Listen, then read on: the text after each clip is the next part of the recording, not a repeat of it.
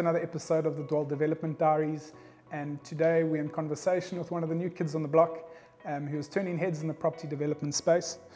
Dave Perks, and a good friend of mine, one of the developers who brought Lush Condos to life. Lush has been another massive success story on the KZN North Coast, and it really has raised the bar on the sectional title space here on the North Coast. Dave, welcome. Thanks for having me, Dev. Nice to have you. Davey, firstly, can you talk a little bit into your team and development partners known as Firewings?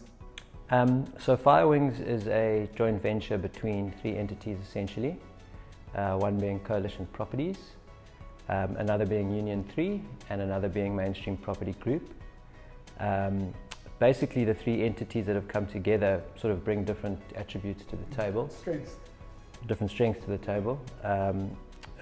Mainstream Property Group have been in the game for a long time. They bring some wise advice and some good heads and a very good reputation in the marketplace. So with them came a lot of credibility. Union 3 are very strong on the design aspect of residential development, and that really helped us bring a quality product to market at a competitive price. They're very au fait with current trends, where we're getting certain finishing aspects from at a good price, and the thought being behind them on board would be to transfer good value for money onto the buyers and raise the bar for its price at that finishing level.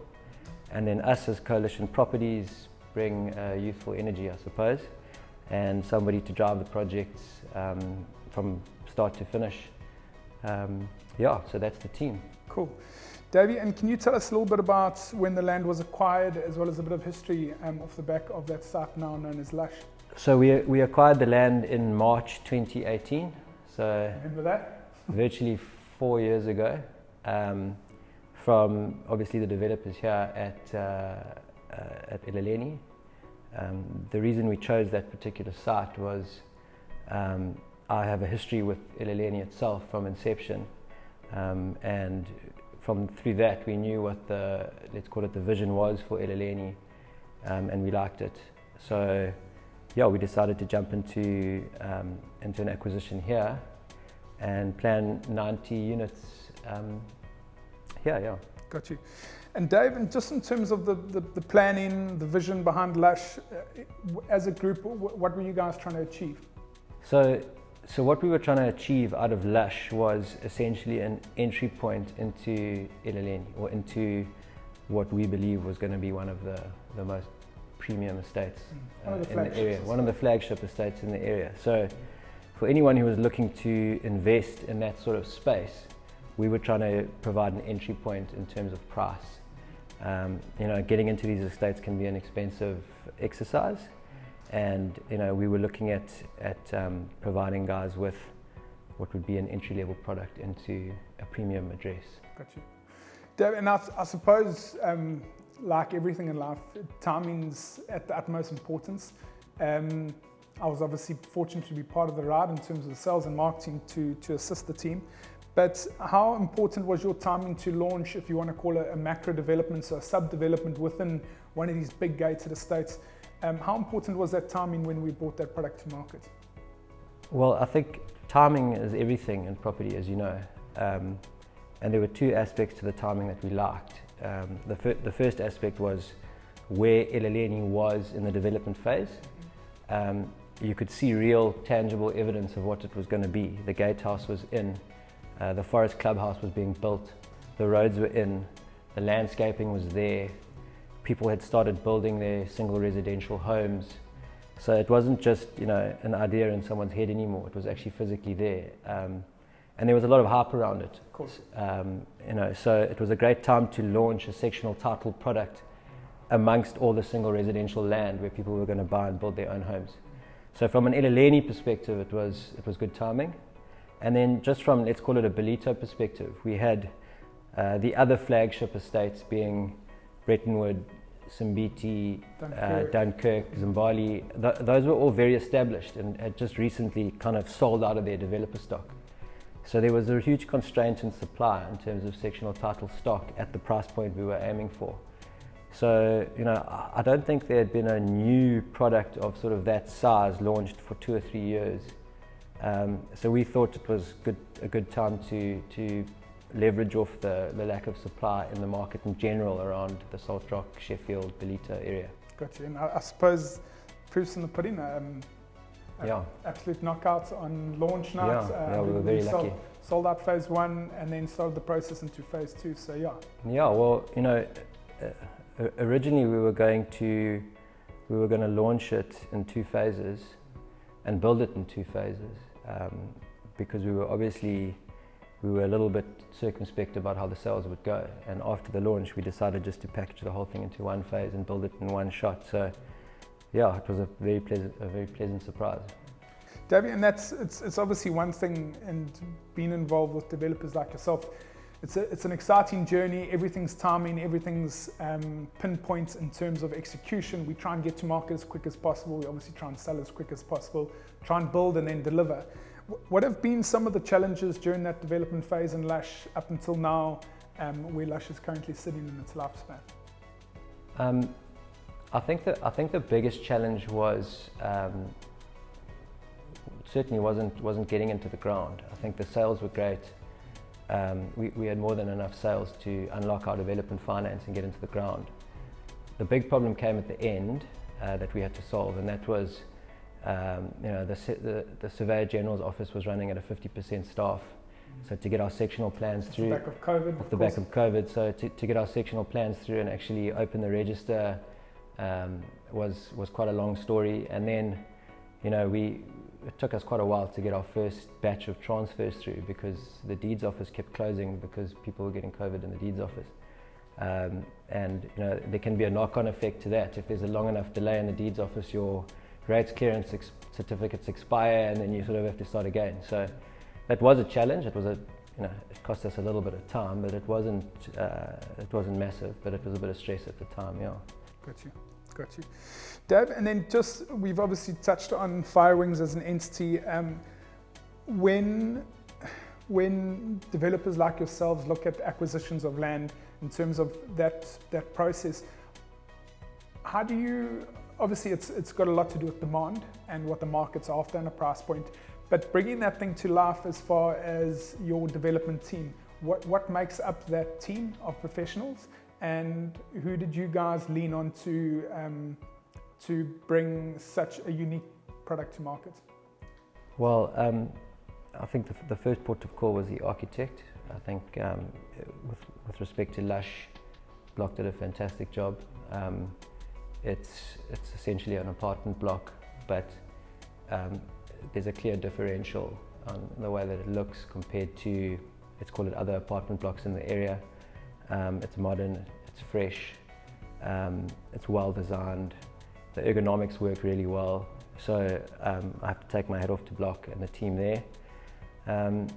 The second thing that we did to try and really differentiate ourselves was put a big emphasis on the landscaping, because for those of people watching who've been to Elaleni will know that it's a coastal forest estate, and the one thing that I think differentiated Elaleni from, let's call it, other estates launching in the area was the fact that there was some really established bush on this estate prior to development. Most other estates were previously sugarcane farms, which are great in one sense, but in another sense you have to wait quite a while for the landscaping to become established. So the big challenge for us was to actually take what is sort of medium to high density and keep the same ethos running through, starting from a coastal forest estate into that. And I think Lucas Ace and his team of landscapers have done an amazing job. I mean, he chucked in a 50-year-old baobab tree from Matuba and craned it into the car park. Some really quick growing species, some beautiful berms, creepers that grow up the side of the buildings, which have grown quickly. So for us, in terms of the professional team, I think, we started with the architect. We've got a fantastic engineer in Peter Boersma, a wonderful marketing team in Rainmaker, who really helped us kickstart the project. But in terms of delivering it, the architect, landscaping team and the engineer, and then a lot of these things boil back to your contractor. because at the end of the day we're not builders, and we have to bring a third-party contractor in to come in and deliver the project on time and on budget, and most importantly a quality product. And ID Construction came in and knocked it out the park, in my opinion. Yeah, completely. Dave, and then if you can also just touch on Lush in terms of that unit mix and the target market. How did you break that up? How were you able to segment that to, as you said, not make it feel like a block of flats? What was the process, and what did you guys want to achieve with that? So from an architectural perspective, how we try to achieve that is to get as many cars out of sight as possible, because one of the big features of an apartment block are cars piled up in a car park behind a block somewhere, and it's terrible. So we did a basement in the main block where most of the density is. I think there's 46 units in the Fever block, and that obviously makes up about half of the units, and all the cars from that particular block go underground. And I suppose those units, you could call them the bread and butter units, because our goal was to bring 2-bedroom, 100 square meter apartments to the market at about 2.5 million. So that was really where we thought there was a gap in the market, and the bulk of those units are made up in the Fever block. And then from there we try to supplement that with a different offering. So we brought in some 3-bedroom units with garages at just over 3 million, I think they launched at, and then a couple of 1-bed units at sort of 1.5 to 1.6 million. And then on top of that we bought some quite funky units which we called the Brazilians, which were some duplexy 2-bed units with beautiful steel staircases and long linear kitchens, which are quite modern and we thought would appeal to the younger crowd. We used nice dark color schemes there, quite masculine. So that's effectively how we tried to spread our offering across the market. But the backbone of the offering was 100 square meter 2-bedroom apartments at 2.5 million rand. Got you. And again, in terms of a sales entity, where we were very fortunate on the back of Lush, is that listening to a lot of developers over the series, you try and cater obviously for a specific market, but at the same time you also want to create that community type environment. So again, I think the benefit of Lush from a sales perspective is that anyone who walked in the door, if it was a retiree, if it was a first time buyer, if it was a young family, we had that mix, which again I think is so unique when you bring in product to market. Yeah, I think it's key. Even though you're targeting a certain segment of the market, you don't want to do that and then ostracize any other segments of the market. So you need to try and expand your offering while staying true to what your original, let's call it modus operandi was, or your original idea was. Dave, and then just again, we looked at Lush, we obviously launched it, and we all picked our heads up after a fantastic sellout, and then aggressively into phase 2 of the sales, which went incredibly well. Off the back of some market research, we realized that we pretty much broke every record in terms of a price per square meter achieved. First in the area to tip that 22, 23, going up to 26,000 rand a square meter. We've seen it now where on completion of Lush, every unit that was pretty much available for rent has been rented at some of the highest rental rates. It was just so much positivity in terms of the holistic look at, from a sales perspective, from a rentals perspective. What do you think's driven that? Because again, we've seen new projects come to market. Yes, timing is one thing, but what do you think has pushed that handle, and why do you think Lush has broken so many of those records? Well, I think first and foremost, you have to produce a product. Once it's one thing to sell something off plan. A couple of pictures. And you can put pretty pictures there and some good salespeople and good marketing. But if something rents well after it's built, it means you've got a strong investor base who wanted to rent it out, which means the numbers made sense, which means you've delivered a product that's at an acceptable price point in terms of an investment price point. And then obviously tenants have to go and have a look at it, and it has to be livable. So the proof has to be in the pudding, and you need to produce something that the rental agents are excited to rent, and you can only do that by producing good finishes, well thought out design, and a nice environment to live in. Yeah. And I think that's where Union 3 really came in, and we're really strong, especially Cliff He put countless hours into everything in the finishes. He was on site at night testing the lux levels of the lighting, touching and feeling every single last finish that went in there, from the kitchens to the door handles to, you know, I think we even made the electrician replace all the light switches because they weren't great. So even though you're delivering a let's call it an affordable product, it doesn't mean you shouldn't focus on what people can touch and feel in the unit and look at in the unit when they're living in there. So obviously that's been, let's call it, one part of the success. I think it's a really good product. And the other part of the success, I think, is just a general, you know, demand in Ballito. You know, we're seeing more and more people, and we've been saying it for years, and people are asking when it's going to end, and I don't know the answer to that question, but we're seeing more and more people move here, and it's not only from, you know, other parts of KZN, it's now become from Joburg and from other parts of the country inland, you know. And on one side, COVID hasn't helped anybody, but I think for small seaside towns like Ballito, Hermanus, all these other towns, COVID's really accelerated that semi-migration to small seaside towns because they were a very attractive place to be during COVID and during lockdowns and that sort of thing. So yeah, the one thing is I think it's a good product, and the other is that, you know, it's come at the right time for the market. That was actually one of the questions I wanted to touch on with you. And as a salesman, as you know, I try and lean on you as much as I can in terms of what that current market looks like and predictions going forward. What do you feel?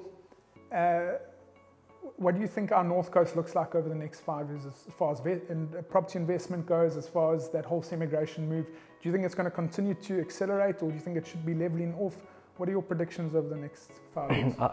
I think it'll be strong over the next 5 years. You know, as things grow, they tend to develop a critical mass, and as that critical mass grows, so it becomes more attractive to other people. And you see the vital sort of cogs of permanent residents are here. Every year there's a new school that's being built. We have a fantastic 65,000 square meter shopping centre. There's a new hospital going up. So, you know, it's not like you're moving to the country. You're moving somewhere that's first world. You're moving somewhere that everything's at your fingertips, but it's still got that village, coastal town feel. Wonderful swimming beaches, fantastic winter. You know, the lifestyle here, 12 months of the year is second to none. And, you know, I think COVID's taught a lot of people who live in big cities that they're not great places to be when times are tough. And I think we were always going to get there in terms of attracting people that weren't from Natal. And I think a large part of the first 10 years of the growth of Ballito were people moving here from Durban, Hillcrest, Pietermaritzburg, Westville, Kloof, you know, sort of the upper highway area.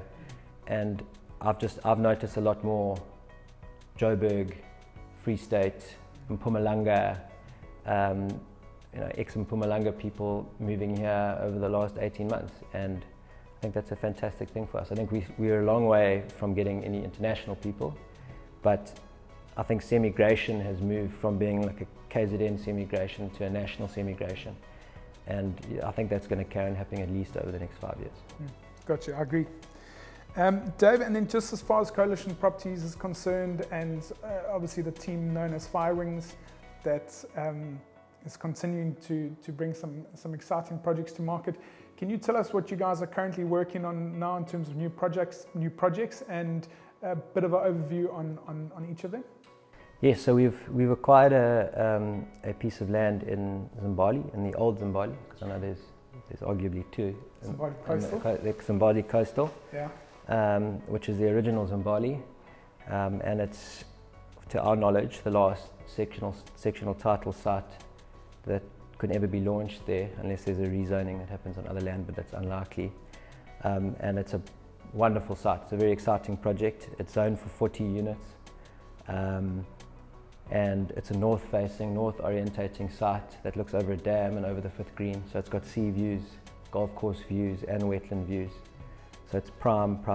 It's 200 meters from the beach, 150 meters from the new Capital Hotel, 150 meters from the new beach club. So it's right in the prime spot of Zimbali. It's 40 3 or 4 bedroom townhouses, semi-detached or duplex products. And you guys will know we've launched it quite recently. It's been a very under the radar launch, and I think we've sold 17 of the 40 off plan already. So we're very, very excited about Lux. And then a little bit further on, we've acquired a piece of land in Seaton, which we're also very excited about. Yeah. I think it's for 46 units. There's so much to like about Seaton. I think their sales track record speaks for itself.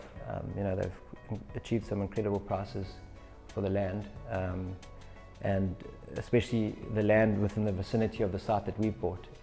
So all of those apartments will have amazing sea views. And a huge thing that I think only Zimbabwe's got at the moment is that estate will have beach access. Yeah. And I think that development will have probably a 350 meter walk to a beach club, and unfettered beach access on what is effectively a private beach, because it's sort of inaccessible from anywhere else. So I think that's got huge potential. Well, there you have it. Some great insight into one of the most successful sectional title developments here on the KZN North Coast. And Dave, we thank you for catching up with us on the couch, and we're looking forward to the next exciting chapter with Firewings. We'll be sure to keep you updated on the next projects that this amazing outfit brings to market. So thanks so much, Davey. Thanks for having us, Dave. Cheers. Cheers.